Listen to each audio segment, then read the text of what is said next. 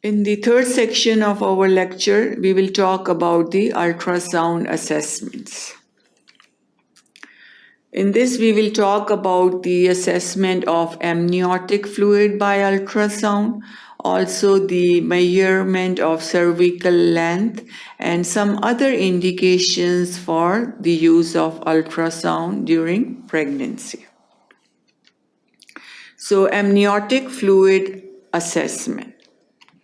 Indication of fetal congenital abnormality structurally or functionally impairing fetus ability to swallow or excrete amniotic fluid, and these are usually the conditions like esophageal atresia or anencephaly. Both are these conditions. In esophageal atresia, the swallowing is not possible, and in condition like anencephaly, where there is a small head present, the swallowing reflux is absent, that leads to decreased amniotic fluid. So these are the conditions which leads to abnormality in the swallowing and excretion of amniotic fluid.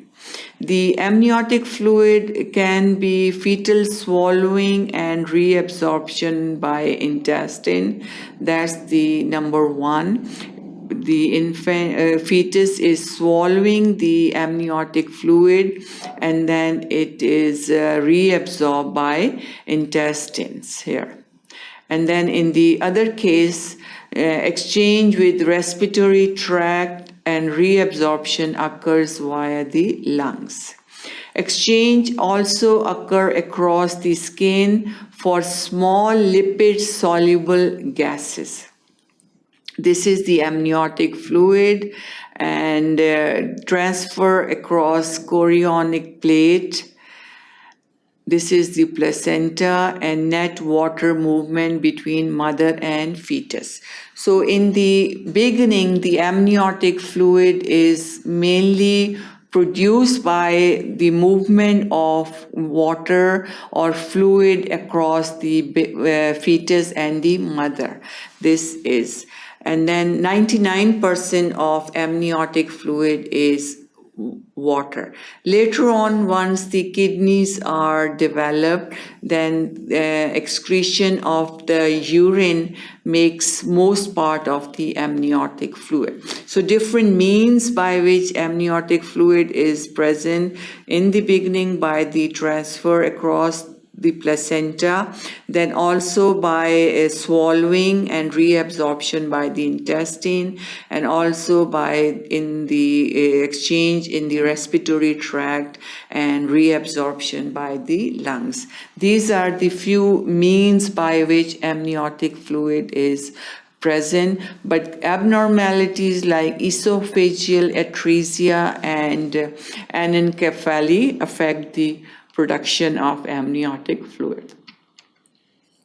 How much is the volume of amniotic fluid?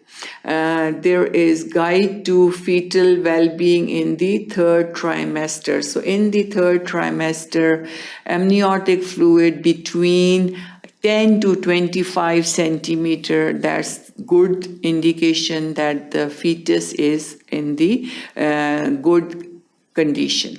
So fetal well-being depends on the amniotic fluid level in third trimester, should be between 10 and 25 centimeters. That's how the amniotic fluid is level is measured. The uterus is divided into sections, and then by measuring the deepest part of each section, you measure them and then you add them, and the total is how much amniotic fluid is present. So oligohydramnias is the less amniotic fluid present, and this is usually kidneys are missing less than 10 centimeter. So 10 to 25 centimeter is the indication that amniotic fluid is good.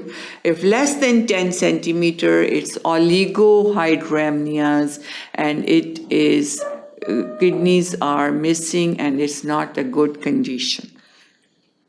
Polyhydramnias. Poly means multiple, more. So if it's more, due to congenital abnormalities, impaired ability to ingest, excessive amniotic fluid is more than 25 centimeter. So anything between 10 and 25 is considered good assessment of the fetal well-being. Anything below 10 is oligohydramnias. Anything above 25 is polyhydramnias. How we can determine the amniotic fluid index?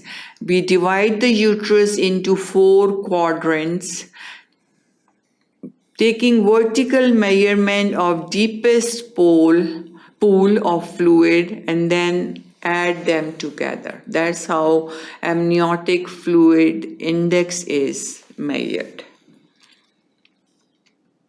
Next, assessment of fetal well-being. The other indication of fetal well-being is by taking biophysical profile. And this biophysical profile is done by measuring 5 things. We do the fetal movements, fetal breathing, heart rate, tone, and amniotic fluid level. So evaluating fetal movements, tone, and breathing is done in biophysical profile, and this test is another indication of fetal well-being. If score is good, fetus is in good healthy condition. If the score is less, that's a bad indication. Measurement of cervical length. This is the cervix. Measurement of cervical length is best measured by the help of transvaginal probe because it gives easy visualization and access. Other indications for ultrasound is during the pregnancy is confirmation of intrauterine death. If there is no heartbeat and there is intrauterine death known as the missed abortion, that can be diagnosed with the help of ultrasound.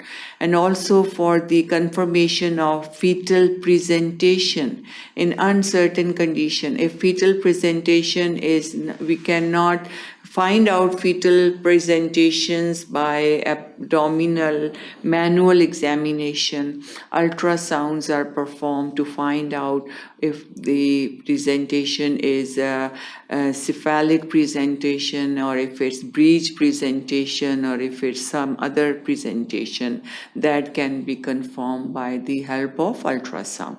Then also to find out any other associated conditions like fibromyomata and also ovarian cyst and any growths are present that can be diagnosed with the help of the ultrasound.